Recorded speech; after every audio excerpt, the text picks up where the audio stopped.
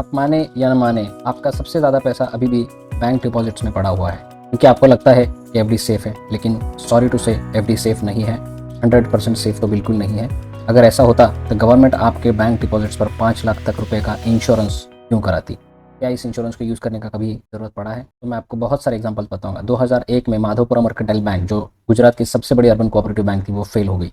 Depositors को आज तक उनका पूरा पैसा नहीं मिला है। 2004 में ग्लोबल ट्रस्ट बैंक के ऑपरेशन फ्रीज कर दिए गए आरबीआई की तरफ से। डिपॉजिटर्स को तभी अपना पैसा मिला जब ओरिएंटल बैंक ऑफ कॉमर्स के साथ इस बैंक का मर्जर किया गया। 2019 में पीएमसी बैंक के ऑपरेशन फ्रीज कर दिए गए 6 महीने के लिए। डिपॉजिटर्स को उनका पैसा 3 साल बाद मिला और कुछ लोगों को पार्शियल ही मिला, उनका बाकी पैसा अभी तक मिलना बाकी है। 2020 में सीकेपी कोऑपरेटिव बैंक का लाइसेंस कैंसिल कर दिया गया आरबीआई की तरफ से। डिपॉजिटर्स को 5 लाख तक रुपए के डिपॉजिट्स गवर्नमेंट की तरफ से मिल गए और इस रिकवरी में भी तकरीबन 1 साल लगा। 2020 में लक्ष्मी विलास कोऑपरेटिव बैंक का मोराटोरियम डिक्लेयर कर दिया गया आरबीआई की तरफ से।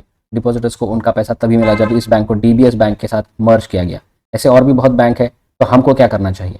तो आपका इमरजेंसी फंड जो है, आपको आर्बिट्राज फंड्स में पार्क करना पॉसिबल है, जो कि म्यूचुअल फंड का एक सुरक्षित प्रकार है, जिसमें 6 से 7% की ग्रोथ आपको मिलती है और यह फंड डेली ऊपर की तरफ बढ़ता रहता है, चाहे मार्केट ऊपर जाए या नीचे जाए।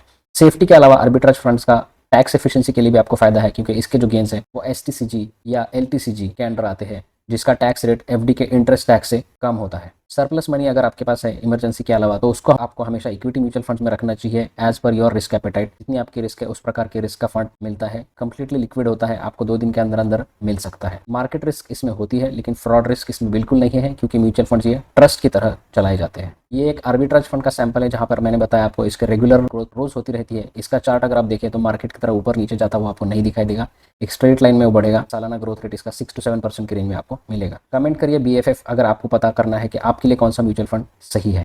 Thank you.